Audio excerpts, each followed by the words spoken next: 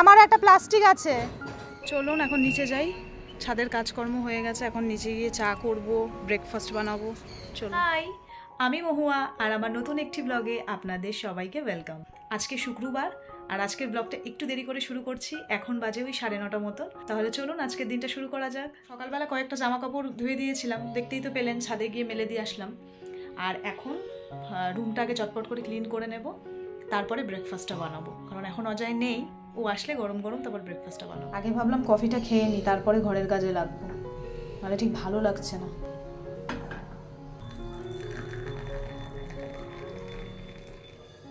প্রথমে ভেবেছিলাম বেডটা ক্লিন করে নিয়ে তারপরে কফিটা খাবো, তাও ভাবলাম যে না, আগে খেয়ে নিই।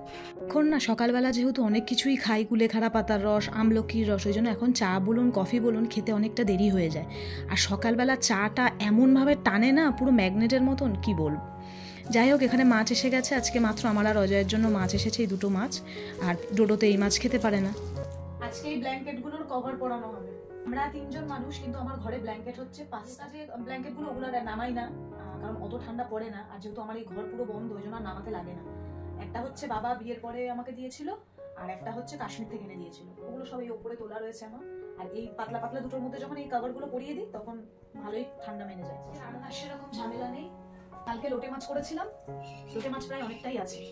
আর আমার আর অজয়ের জন্য মাছ এনেছে 2 পিস, দেখলেনি তো, আপনাদের দেখালাম। ব্যাস ওইটা শুধু ঝোল বানাবো, কারণ ডোডো ওই ছোট মাছ মানে কাটা মাছ বেশি খেতে পারে না। আর রাত্রে একটু বেগুন পোড়াবো। ব্ল্যাঙ্কেটগুলো নামিয়েছিলাম 4-5 দিন মতন হলো, তাই ভাবলাম এখন কভার পরিয়ে নিই, কারণ নোংরা হয়ে গেলে কাচতে প্রচণ্ড কষ্ট। যেহেতু একা হাতেই সমস্ত কিছু করতে হয়, তাই একটু বুঝে শুনে চলতে হয়। কভার পরানোটা আমি আমার একটা বোনের কাছ থেকে শিখেছিলাম প্রায় অনেক বছর আগে। এরকম কভারটাকে উল্টো করে নিয়ে তার ভেতর থেকে হাতটা ঢুকিয়ে দিয়ে এইভাবে উল্টে দিলে পরে খুব ইজিলি আপনি ব্ল্যাঙ্কেটের মধ্যে কভার পরাতে পারবেন, খুব তাড়াতাড়ি হয়ে যায়।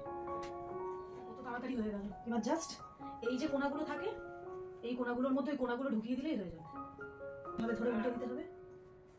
মাত্র 2 মিনিটের মধ্যেই আমার কিন্তু ব্ল্যাঙ্কেটের মধ্যে কভার পরানো। ব্ল্যাঙ্কেটটা মানে কভারটা লাগানোর পরে এই যে কোনাগুলো থাকে, কোনাগুলো সবসময় স্টিচ করে দিতে হবে, তাহলে কম্বলটা এদিক ওদিক সরে যাবে, মানে আপনি যেমন ইচ্ছে তেমন গায়ে দিতে পারবেন। ব্ল্যাঙ্কেটগুলো সেলাই করতে করতে ওই যে অজয়ও এসে গেছে, এখন তাড়াতাড়ি করে ব্রেকফাস্টটাও বানাবো। যেহেতু আমার ফ্ল্যাটে তো এখন কাজ শুরু হয়ে গেছে, এখন কলের কাজটা ফার্স্ট হচ্ছে, তো ওই জন্য সকাল সকাল উঠে প্রত্যেক দিন ওকে যেতে হচ্ছে ওখানে। ও সেই জন্য সমস্ত কথাবার্তা হচ্ছিল, আমাকে কিছু ডিজাইন দেখাচ্ছিল ফোনে। আসলে আমার তো সবসময় ফ্ল্যাটে যাওয়া হয়ে ওঠে না, ঘরে তো জানেনই কত কাজ থাকে একটা সংসারে, সকাল থেকে রাত অবধি।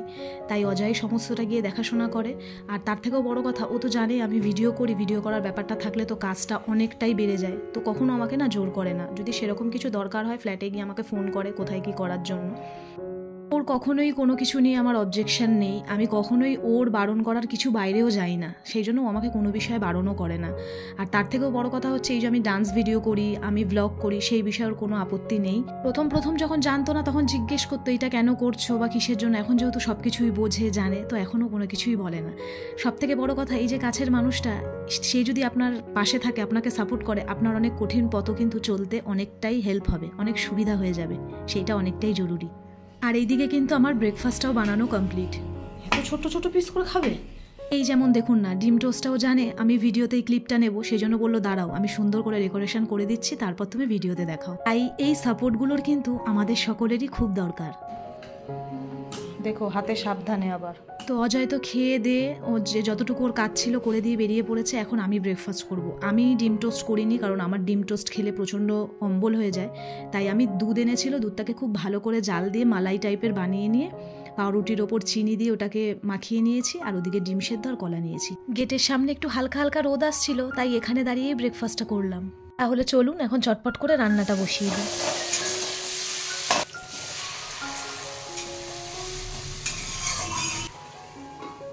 আগেই বলেছিলাম আজকে রান্নার সেরকম ঝামেলা নেই, আগের দিনের লোটে মাছ রয়েছে, ভাত হয়ে গেছে, আর এই মাছের ঝোলটা রান্না করলাম, ব্যাস আজকে রান্না হয়ে গেছে। চলুন এবার আপনাদেরকে একটা জিনিস দেখাই। অজয় বাজার থেকে আমলকি নিয়ে এসছে, দেখুন জাস্ট সাইজটা একবার দেখুন, এক একটা রসগোল্লা সাইজ দেখেছেন। আমাকে বাজারে গিয়ে ফোন করেছে যে আমলকি নেবো, কারণ আমাদের তো এখন রোজই আমলকি লাগে। তা আমি বললাম কি যে না, আমলকি লাগবে না, কারণ আমলকি আমার ঘরে রয়েছে।